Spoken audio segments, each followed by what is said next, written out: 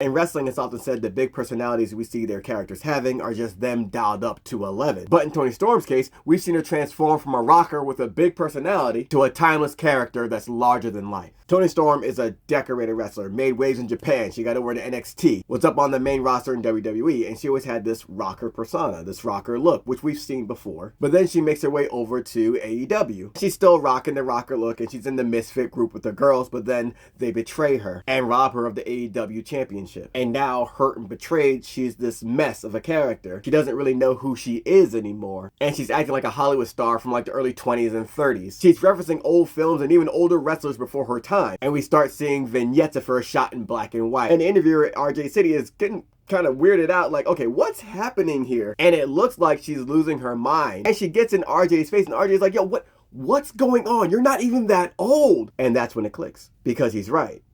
She's not old.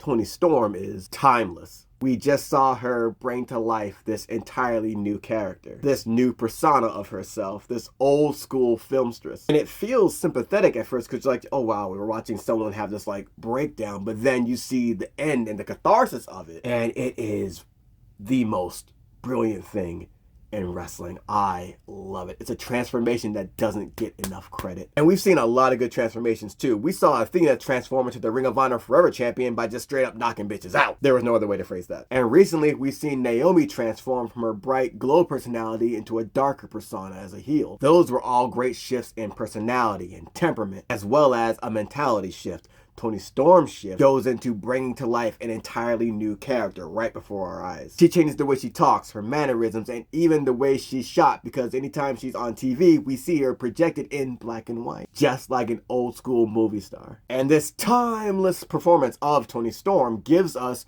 a character that is so many different levels. First off, she's hilarious. She's funny. When she started taking control of this persona, we see her saying to Renee Young in a bunch of different interviews, chin up, tits out, and watch out for the shoe. And Renee having no idea what does she even mean. She's like, what the hell? And you see Renee duck and a shoe come flying at her. And that's her whole thing, was just throwing shoes at people. Like she was just out of her mind, but it was so brilliant to watch. At first, it was like watching a celebrity breakdown, but then we see the celebrity break down and go through a metamorphosis into something else. And it's one thing to just have the mannerisms be different, but on the mic, who knew she was such an animal? Because not only is she funny, but she can switch at the drop of a dime to being serious. I love characters that can do that. It reminds me of Kurt Angle and how he wasn't afraid to not take himself too seriously. We saw him being on the opposite end of the spectrum. Either he's full on goofy and a great wrestler, or he's a monster. The way timeless Toni Storm does it, she's having fun, she's flirty, she's sexual, but it can all stop. And we see how all that flair turns into a nightmare for her opponent. And she was a very dominant champion. And we see when Mariah May comes in, Mariah May is someone that's admired Toni Storm's work from over in New Japan and all she's done in wrestling. And we see her starting to pay homage to Toni Storm by dressing up like the rocker Toni Storm, and she bears a striking resemblance to her as well. And at first, Toni Storm is just too high up to be bothered by this, but then she takes a liking to Mariah May. And we see this Hollywood twist on Thelma and Louise, as well as a romance between the two. Now, if it's a romance between friends or a romance between lovers, that could be up for the audience to decide. But it's really just an intimate way these two deal with each other and are with each other. And we saw that when Mariah May's friend Mina was over, and Mina was going to fight Toni Storm for the title. We see like the animosity between the two. And then when it's all said and done, Mariah May brings them all in for a kiss.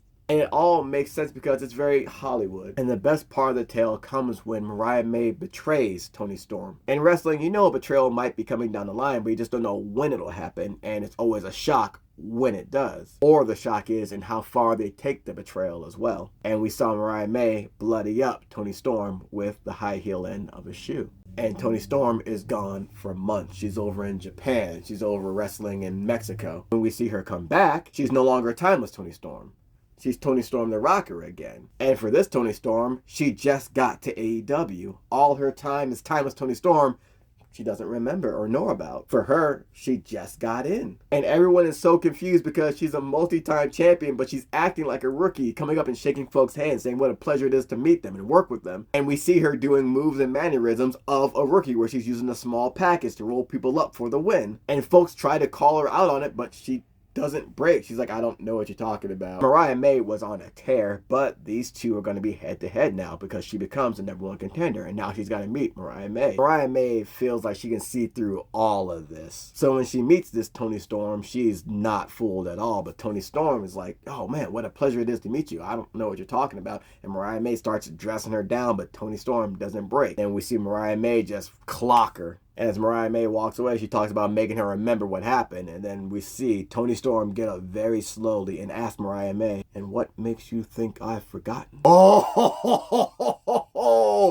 it was all an act. Because they say the hardest role you'll ever have to play is yourself. And that's what Toni Storm did to get her shot back at her championship and revenge on Mariah May. And we saw timeless Toni Storm remind Mariah May who she is, as well as the audience, by saying that she is timeless Toni Storm.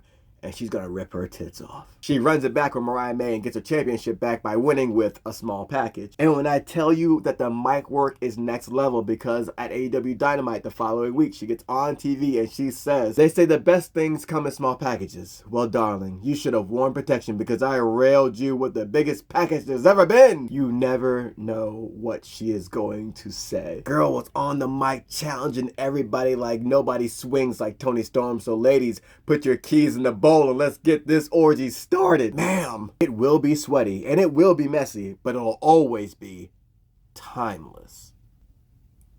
It doesn't stop there because the personality even continues when she's doing commentary. She was fighting Megan Bay and she was saying, man, she dropped me on my head and I lost 3 inches. Then I ran into Tony Schiavone and got it back. Tony Schiavone is one of the commentators on AEW, and she also said, Mrs. Schiavone, I was surprised to see your name in the JFK papers.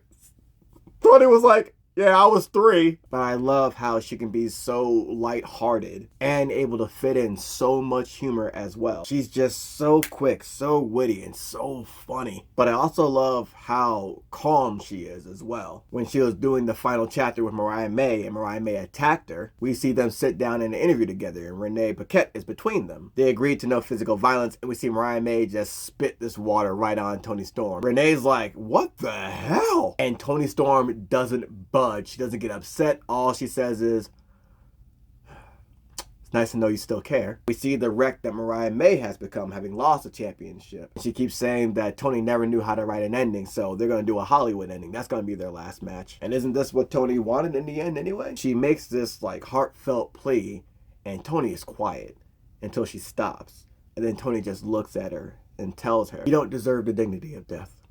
I sentence you to a lifetime of mediocrity. Your life will continue. Your career will continue, but it'll be good, never great. She just reads her for filth about how people will like her but never love her because her insides just match the monster she's become. And years from now, when people ask, whatever happened to Mariah May, they'll say she found out what happens when you try to kill God.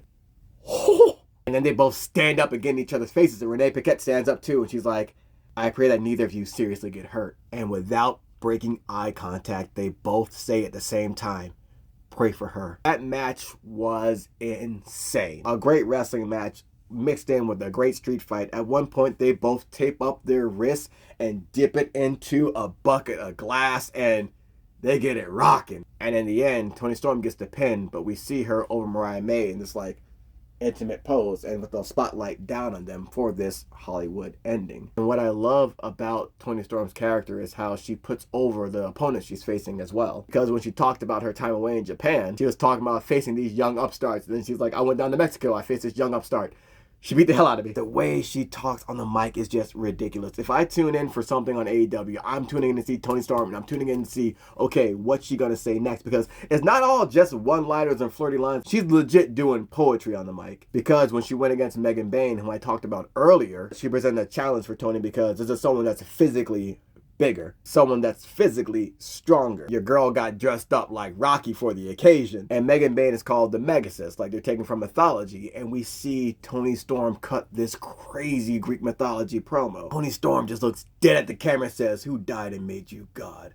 Who came down from the mountains and bestowed your power upon my people? Then she asks her, Megan Bain, have you heard the mythology of the one they call timeless? She proceeds to just spit bars bars. Hercules doesn't have my thighs. I have an eatable complex with myself. I will summon the Kraken from my ass, and Narcissus ain't got shit on me. I saw my reflection, and my reflection saw me, and we made love until the sun came up. And at Dynasty, I will cut off the head of the mighty Megasis, and I'll hold it up for the world to see, and I will say, by God, I'm good. Your girl's A1 on the mic. And again, to be able to just pump the brakes and flip it like that, I love that type of character work. And what makes her so different is how subtle she is with it sometimes. Because yeah, sometimes she'll yell, and you can yell to get the point across, but usually she's calm. She's an actress delivering the line. Except the teleprompter's in her own head, and she already wrote the script for this shit. And it's this amalgamation of things that make her so timeless, that make her the whore you all adore, her words, not mine, that make her the tramp that's still champ. And she told Megan Bain, the bigger they are, the harder they come. So let me tell you what's going to happen at Dynasty. I'm going to make your thighs shake and your body quake, and I'm going to leave with this strap on. And she held up the title, but the play on words was crazy. It was just so dope to see a wrestler come in and we see that change in them take place. In AEW, we saw Toni Storm become who she was meant to be. In my eyes, wrestlers are performers, and it's always incredible to see a performer find their voice in real time. Toni Storm has found her voice, and it is timeless.